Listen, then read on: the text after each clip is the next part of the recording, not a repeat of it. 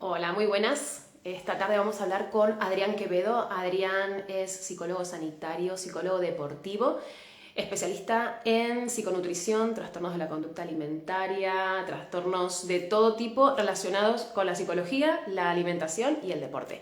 Así que vamos a intentar hablar con él en esta conversación y ya os contamos un poco de qué vamos a hablar hoy. A ver. Hola Muy Vanessa. bien. ¿Cómo estás, Adrián? Muy bien, muy bien. Aquí saliendo justo de una consulta que ya tenía ganas de tener nuestro directo un ratito. Pues yo también tenía ganas de hablar contigo, a ver si nos pueden comentar los que están del otro lado, a ver si Vale. nos ven bien. Vale. ¿Tú lo ves bien, Adrián, de ese Yo lo lado? veo bien, nos veo a los dos y nos escucho bien. Perfecto, genial. Bueno, entonces os cuento un poco, Adrián es un súper profesional, tengo aquí apuntado todo lo que sabe y todos los títulos que tiene, porque son un montón, es un profesional muy completo, psicólogo sanitario, psicólogo del deporte, experto en psicología de la alimentación y trastornos de la conducta alimenticia, psiconutrición y alimentación consciente. Además, es un gran escalador y también controla mucho el mindfulness. ¿Qué nos cuentas, Adrián? ¿Cómo hiciste para hacer todo esto? ¿Cómo Bueno, empezaste? pues a ver, mira, un poco mis inicios, yo la verdad me di cuenta de que quería dedicarme a la psicología o al acompañamiento a los 18 años y bueno, pues al final le empecé la carrera de psicología. También es verdad que bueno, yo de los 15 a los 21 pasé por diferentes fases de trastornos de conducta alimentaria, entonces Ujú. el vivir esa experiencia, meterme yo en terapia, sanar mi relación con la alimentación y con el deporte, me orientó a decidir que quería acompañar a personas que estaban en estas situaciones como yo, ¿no? Y poder, bueno, pues ayudarlas a gestionar el sufrimiento que muchas veces estas situaciones traen, ¿no? Entonces, bueno, pues eso, me metí a hacer la carrera de psicología. A día de hoy, bueno, me imagino que no en todas las universidades, pero a mí la psicología que me dieron en la carrera se me quedaba como un poco corta, ¿no? A la hora de entender el ser humano, que al final somos un complejo universo de diferentes variables, claro, se me quedaba muy corto y bueno, pues yo decidí empezar a formarme en otros enfoques, más allá de lo cognitivo-conductual, que es lo que se da principalmente en la carrera y en las universidades, y empecé, bueno, pues un máster en psicoterapia humanista integrativa en tercero de carrera y nada, pues a partir de ahí fui un poco especializándome pues en diferentes enfoques de terapia, en psicología deportiva, pues como bien tú decías antes, en psiconutrición, en trastornos de conducta alimentaria, trabajo con la naturaleza, retiros, bueno, y ya pues por ahí fui un poco encaminando pues todo a día de hoy que yo trabajo con un equipo que somos dos psicólogos y dos psicólogas, que vamos, son una maravilla y trabajamos un poco principalmente esos puntos, ¿no? Como lo que es la salud mental en líneas generales, toda la relación con la alimentación y la relación con el deporte. Entonces, bueno, pues a raíz de eso, pues aquí estoy y eso, llevo 11 años dedicándome a esto y tratando de aportar lo mejor que se pueda al resto y aprendiendo siempre cada día de las consultas y formándome como profesional. Es un montón, la verdad que te has formado muchísimo y es curioso también cuando hablamos, cuando te conocí, que contacté contigo porque te encontré a través del proyecto Princesas, que es un proyecto que también está orientado a la recuperación de los trastornos de la conducta alimentaria. Y me contabas que tú mismo, ¿no? Como hombre habías sufrido unos trastornos de la conducta alimentaria que no es muy habitual, o por lo menos quizás no es habitual que se hable. Me llamó eso mucho la atención.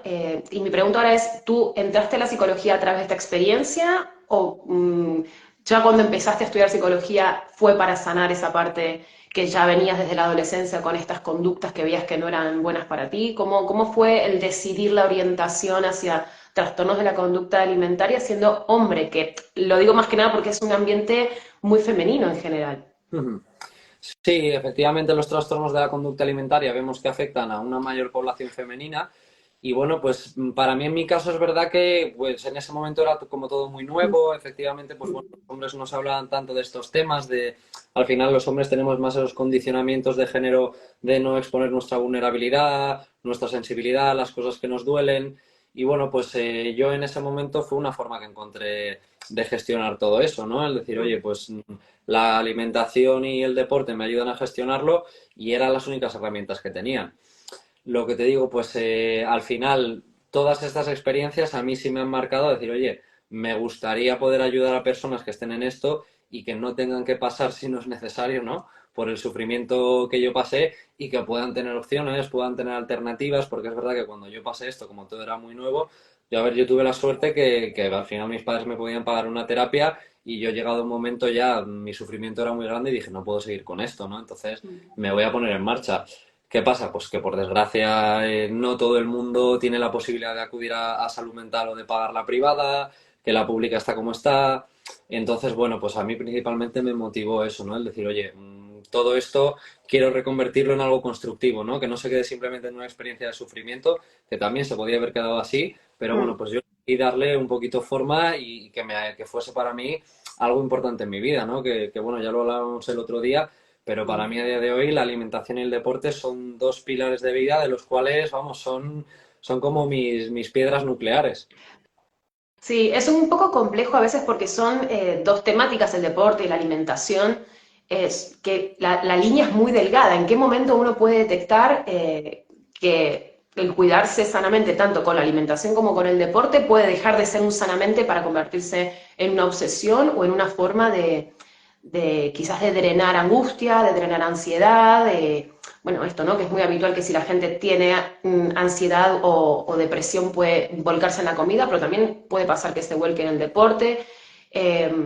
¿Cómo son esas líneas? ¿Dónde se empieza a detectar que pasa de ser un cuidado saludable a quizás algo nocivo o tóxico para uno mismo?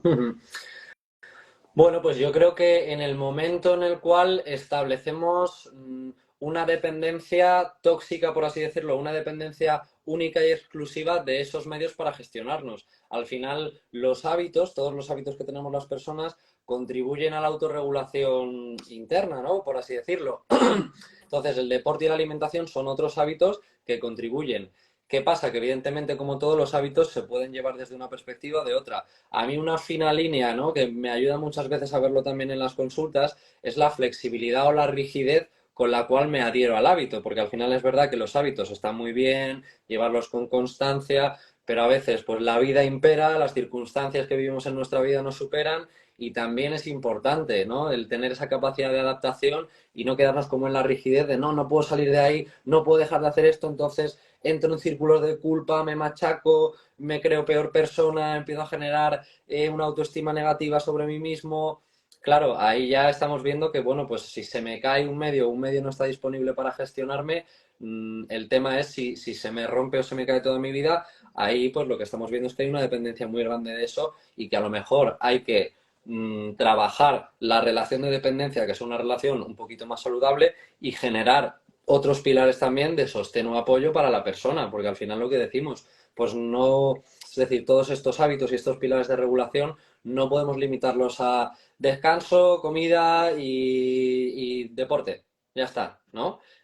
Hay muchas más variables, como decíamos antes, que Claro, tú un poco, por lo que entiendo, lo que dices es que la gente utiliza estos tres recursos, alimentación, comida, como formas de gestionar las emociones, pero porque no conocemos otras formas, ¿no?, de gestionarlo. ¿Cómo podríamos equilibrar temas emocionales? ¿Desde qué otras formas podríamos proponer, si no es con la comida o con el deporte, cuáles son los recursos con los que podemos contar para gestionar diferentes estados anímicos? Bueno, a ver, pues lo primero que depende también de cada persona, ¿no? Ujú. Pero recursos así un poco más generales, que son los que pues vienen en ciertas guías o se recomiendan un poco como pautas generales, desde ejercicios de respiración, escribir para tomar conciencia de lo que nos está pasando, realizar algún ejercicio de meditación, algún trabajo con el cambio de pensamientos, sobre todo con la alimentación, yo por lo menos lo que he observado en los años que me llevo dedicando a esto, es que la parte más importante, sobre todo en un primer momento, es la regulación emocional. En el momento en el que tú empiezas a regular tus emociones, ¿no? No necesitas la comida, que la comida también cumpliría varias funciones, desde evitar sensaciones de malestar, anestesiar ese malestar, calmar el malestar. Es decir, al final la comida lo que hace es aplacar, ¿no? O reducir todo ese malestar. La cosa es que muchas de esas circunstancias de mi vida que me frustran, me hacen sentirme triste, con ansiedad, con miedo, las voy a vivir de una forma u otra más adelante, más en corto, y el tema es tener recursos para poder afrontarlo. Que como todo, pues sí lo que decimos, si llega un punto en el que veo que se me va de las manos, que no tengo recursos y que solo tengo la comida o el deporte, pues oye, ahí pedir ayuda, que precisamente hay profesionales que se dedican a ello. Mm, mm. A nivel deportivo, tú, por ejemplo, como psicólogo del deporte, ¿qué cambios has notado en los últimos tiempos? Ya llevas varios años trabajando. Yo quizás por haber trabajado en gimnasios, en diferentes centros deportivos, sí que noté que hubo un cambio de estética, tanto en los hombres como en las mujeres. Si bien nací en el 79, crecí en los 80 y en los 90, se buscaba siempre en las mujeres un cuerpo mucho más delgado, tirando a, no sé, modelos que había en esa época. Y después, tanto a nivel deportivo, también se exigía mucho la delgadez en el ballet, en la gimnasia deportiva. En los últimos años lo que voy notando es que en la mujer se busca más un cuerpo mucho más fuerte, más del estilo de CrossFit, con mucho más músculo. Sin embargo, lo que sí que veo, tanto en los chicos como en las chicas, sigue habiendo una línea de hay que controlar lo que se come porque ahora hay que comer mucha proteína y hay que entrenar un montón. Entonces, seguimos estando como muy atentos a eso. Son los cambios que yo más o menos observo. Tú a nivel psicológico, ¿qué has observado en estos últimos años respecto a las percepciones corporales? Ujú. Vale, pues a ver, lo primero que efectivamente lo que dices, ¿no? Que hay muchos deportes y cánones, o sobre todo de cómo se entiende la salud y el rendimiento que han evolucionado y, por ejemplo, las mujeres ya se buscan, pues oye, cuerpos más vitales, no tan basados en la estética, sino en la funcionalidad, que es lo suyo en el deporte. No tanto una estética, sino una funcionalidad. O sea, a mí la estética me da igual si lo que quiero es levantar 180 kilos de peso muerto, ¿no? O quiero hacer un doble mortal de lo que sea. ¿Qué pasa?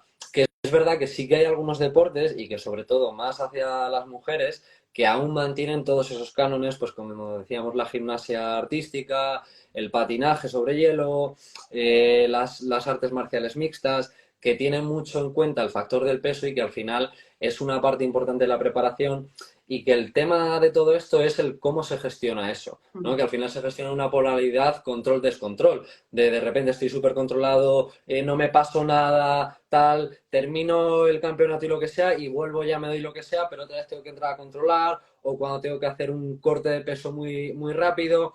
Al final, claro, todas estas conductas ponen el sistema nervioso en un estado de alerta y es muchas veces de lo que no somos conscientes, que decimos, no, es que no me controlo, no, es que mi sistema nervioso está totalmente desregulado y yo lo que tengo que hacer es ayudarlo a regularse, ¿no? Pues con lo que decíamos de los hábitos.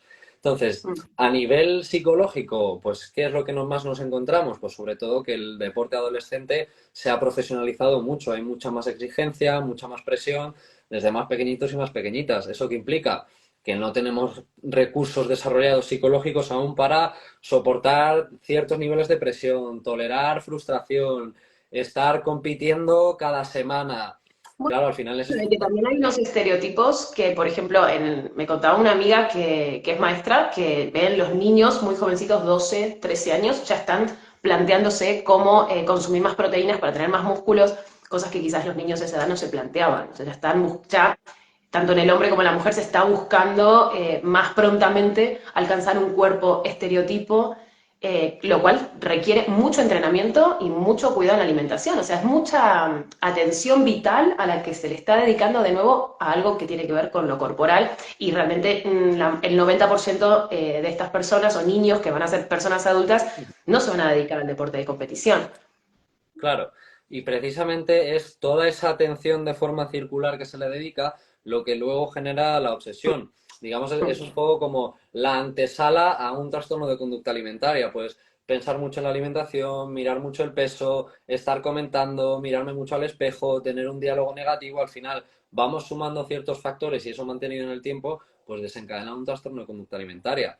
Es verdad que pues se está haciendo mucho trabajo de concienciación desde la psicología deportiva que ha entrado con fuerza hace unos últimos años, pues ya bueno, se están viendo muchas más cosas, porque al final también por lo menos yo, las personas que se dedican a la psicología deportiva de mi entorno y yo tenemos el lema de la persona está antes que el deportista. Entonces ya puedes competir a nivel máximo élite mundial, que si tu vida personal está totalmente desordenada, es muy probable que no puedas rendir. Entonces también toda esa parte de salud mental es prioridad Sí, se está de cara priorizando luego mucho generar más. rendimiento. Mm. A nivel psicología deportiva, ¿cuál podrías explicarnos un poco cuál es la diferencia entre un psicólogo a secas al uso con un psicólogo deportivo? ¿En qué se especializa y en qué nos podría beneficiar tener un psicólogo deportivo si somos deportistas o nos interesa tener un rendimiento? Vale, pues principalmente, digamos, un psicólogo sanitario, ¿no? Así en líneas generales, se dedica más a la parte de lo que es salud mental, prevención, intervención, en líneas generales, pues de lo que es la salud mental, estado de ánimo, gestión de pensamientos, gestión de emociones, autoestima, un poco todo esto, ¿vale? Y diferentes, bueno, trastornos que luego también, pues, hay incluso especializaciones ahí en temas de trastorno, ¿no? Que, pues, lo que decimos, yo me dedico a TCA.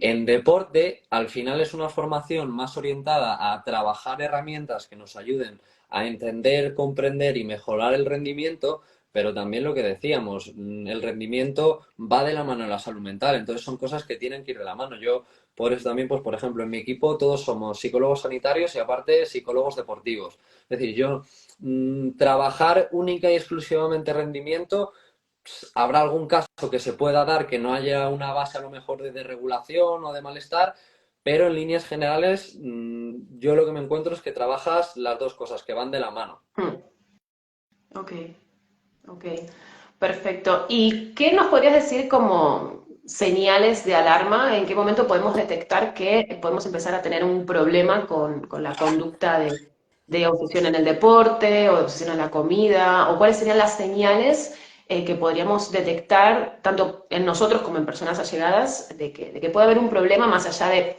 de querer alcanzar un objetivo? Porque muchas veces estos esfuerzos de dieta o estos esfuerzos de entrenamiento están muy ocultos, o mejor dicho, ocultan un trastorno porque buscamos el éxito, ¿no? Buscamos un premio, buscamos ganar un partido, buscamos superar una meta. ¿En qué momento podemos detectar que eso ya no es tan sano y que deberíamos parar o replantearnos la situación o quizás ver a un profesional? ¿Cuáles serían los hitos que tú nos podrías decir para prestar atención? Vale, pues lo primero, lo que hablábamos antes de la flexibilidad y la rigidez, ¿no? Tener un poco eso Okay. como termómetro, según dónde me estoy moviendo, que lo que decimos, la estructura está muy bien, pero la rigidez sin flexibilidad al final termina rompiéndose, ¿no? Entonces, lo primero que tenemos que tener en cuenta es eso, es cómo estamos a nivel de flexibilidad y cómo estamos a nivel de rigidez. Luego, por Okay. otra parte, ¿qué cosas nos pueden ayudar más a darnos cuenta de que, bueno, pues estamos a lo mejor ahí en la línea o un poco en el límite, ¿no? Lo que hablábamos antes de la dependencia, decir, oye, ¿qué pasa si por lo que sea hay algunos días que por circunstancias externas no puedo mantener esos hábitos o ese nivel de alimentación o ese nivel de deporte? ¿No? Pues, ¿qué está pasando ahí? Luego, podemos verlo también cuando asociamos uno de los objetivos que nos ponemos o de resultado o de rendimiento o de un peso directamente a nuestra identidad o a nuestra autoestima y nuestro valor como persona pasa a ir en la línea de si conseguimos ese peso, ese objetivo, ese resultado, ¿no? Porque al final eso es ponerlo todo a 50%. Si lo consigo, guay, soy una persona válida, una persona que se merece respeto, y si no lo consigo, soy un desastre, soy una mierda de persona, no valgo, soy un vago, Y ¿no? que son además logros absolutamente temporales, ¿no? Porque incluso cuando uno gana un premio es un momento, o cuando llegas a un peso o a un estado físico, luego hay que sostenerlo. Son cosas que pasan muy rápido, ¿no? Al final los que quedamos atrás de eso es nuestro estado de ánimo, nuestra personalidad y poder validarnos más allá del resultado que hayamos tenido, por supuesto. Claro, el tema aquí también, ¿no? O sea, más allá del deporte, sino también en la sociedad en la que vivimos, mirándolo desde un plano más amplio, es que eso es un poco lo que nos enseñan, que nuestra valía está asociada a los resultados que tenemos en diferentes áreas. Pues hombre, evidentemente que a todo el mundo le gusta tener resultados y es importante tener resultados para ir generando una percepción y una idea de competencia, decir, oye, soy capaz de hacer las cosas. Ahora, que mi valía total como persona, ¿no? El merecer que me quieran, que me pasen cosas buenas, que la gente me trate bien, que esté asociado a si consigo un objetivo o no, pues ahí tenemos un problema muy serio, por lo que te digo, porque como no lo consiga, me voy a hundir en un pozo de desvalorizarme, frustrarme, de miedo, que al final me va a tocar la identidad y se me va a juntar y ya es un, ¿no? Que muchas veces cuando hablamos no nos damos cuenta, pero decimos, no, es que soy no sé qué. No, una cosa es cómo soy y otra cosa son los comportamientos que tengo, que me he comportado de forma errática, que me he comportado de forma no constante. Pero comportarme de forma no constante no significa que yo no sea constante. Significa, pues lo que decíamos, que oye, a lo mejor lo que Se tengo que puede ver es que aprender, se puede practicar, claro. efectivamente, o qué me está pasando en mi vida para que no esté siendo capaz de desplegar la constancia. Porque efectivamente a veces la vida impera y cuando la vida impera, por más que tú quieras, pues lo que toca más que luchar en contra de ella es adaptarse.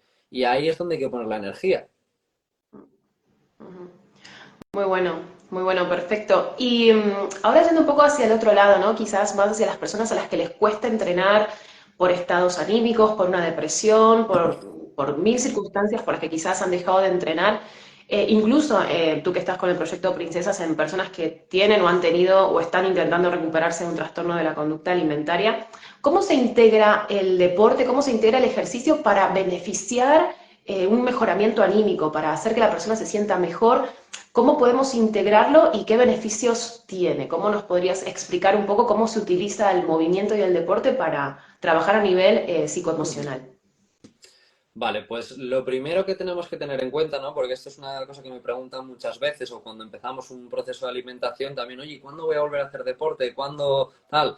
A ver, esto como todo hay que plantearlo con cabeza, ¿no? O sea, porque al final todo en esta vida tiene una doble cara. Puede ser algo positivo, puede ser algo negativo, según cómo lo estemos tomando.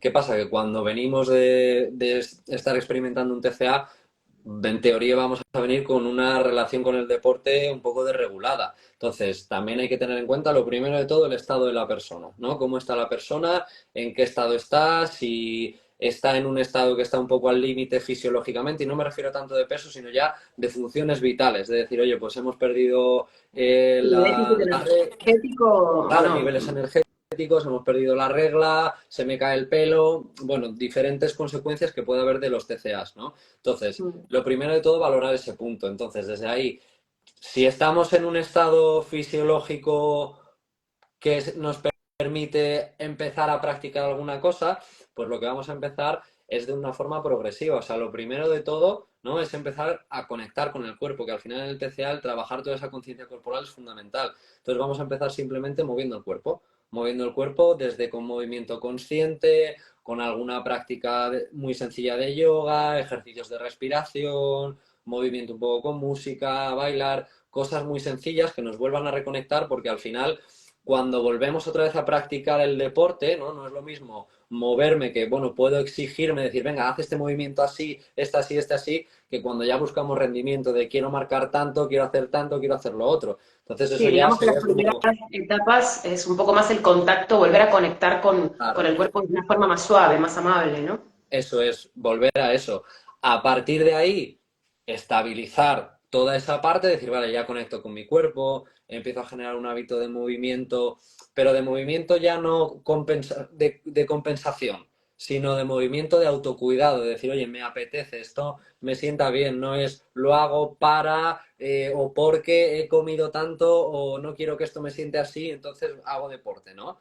Y a partir de ahí, pues ya poquito a poco, según la evolución de la persona, es ir introduciendo, porque también cada persona le gusta un deporte, una práctica de actividad o ejercicio físico diferente, y cada deporte o cada práctica tiene unos requerimientos diferentes. Entonces habrá que volver a adaptar el cuerpo a tener unas condiciones para realizar esa práctica. Pues desde a lo mejor antes que meterse a hacer la práctica, empezar a hacer un poquito de entrenamiento de fuerza para condicionar el cuerpo y ya luego empezar. Bueno, pues eso Bueno, sería evidentemente. una introducción progresiva y, digamos, de la mano de una terapia, ¿no? En este caso, con este tipo de personas que están saliendo de un trastorno de conducta alimenticia hacia el deporte otra vez, siempre acompañando el movimiento con un seguimiento psicológico y de poco a poco, por lo que entiendo que me dices. Eso es. Lo ideal sería poder trabajar en equipo con una persona que se dedique a nivel profesional al entrenamiento y esté especializada también en TCA, porque al final, pues sí, puede ir una persona a un entrenador, no saber que esa persona tiene TCA o no entender o no tener conocimiento de qué pautas o qué cosas tener en cuenta y lo que tú estás trabajando en la consulta, llegas al gimnasio y te lo echan para atrás, ¿no? Entonces la Claro, idea es quizás eso, si hay trabajas otra en equipo. exigencia, ¿no? Mm. Claro, si trabajas en equipo con una persona que está en la línea y que está especializada, pues es una maravilla porque hay contacto y al final podemos ir todos trabajando en la misma dirección, que es la idea. Sí, a veces entiendo que también las preguntas de las personas en ese punto es cuánto voy a tardar en volver a mi vida normal, cuánto voy a tardar en volver a poder hacer ejercicio, porque muchas veces en los trastornos de la conducta alimenticia se detiene temporalmente el deporte cuando es excesivo o el movimiento compulsivo, cuando es algo a tratar en terapia también, siempre con mucha ansiedad por volver al deporte, ¿no? Entonces, es bueno saber que es muy importante tener un seguimiento psicológico y seguramente que el entrenador o entrenadora esté al tanto de la situación para poder acompañar en este proceso que puede durar menos o más, dependiendo del caso, ¿no? Totalmente. Y que haya comunicación entre la persona que se dedica a la parte de entrenamiento y la persona que se dedica a la parte de la terapia y la psicología, porque al final es lo que decimos, pues trabajamos en equipo y cuanto mejor entendamos eso y más nos abramos a poder trabajar con otros profesionales, incluso es que nos vamos a nutrir de escuchar otras perspectivas, de otras disciplinas, es algo súper rico, pero sobre todo eso por los objetivos de la persona, que al final cada uno aquí tiene unas competencias, yo no sé de todo y lo primero que tengo que hacer es reconocerlo y saber cuál es mi campo de acción. Y en el momento en el que hay que incluir otro campo de acción en el tratamiento, recurrir a la persona profesional para que ayude y sume y vaya en equipo. Ok, ok, entiendo, perfecto. Ahora que me hablas de equipo, cuéntanos dónde te podemos encontrar. No sé si haces sesiones online o solo atiendes presencial, pero cuéntanos un poco cómo es tu equipo y dónde los podemos encontrar. Bueno, pues mira, nosotros tenemos despacho en Las Rozas y en Madrid Centro, ¿vale? Y mi equipo, bueno, pues está compuesto por Sofi, por Diego y por Alejandra. Y también trabajamos de forma online. Bueno, pues como hablábamos antes, nos dedicamos un poco, nuestras áreas principales son la salud mental, la alimentación y el deporte. Y luego, pues eso, pues para el año que viene tenemos ya preparados, que lo comento así en primicia, pero bueno, ya lo sacaré en redes. Tenemos preparados 4 retiros que vamos a hacer, 2 de alimentación y 2 de crecimiento personal a través de la naturaleza y la escalada, que los vamos a hacer pues en un entorno natural, que es una pasada.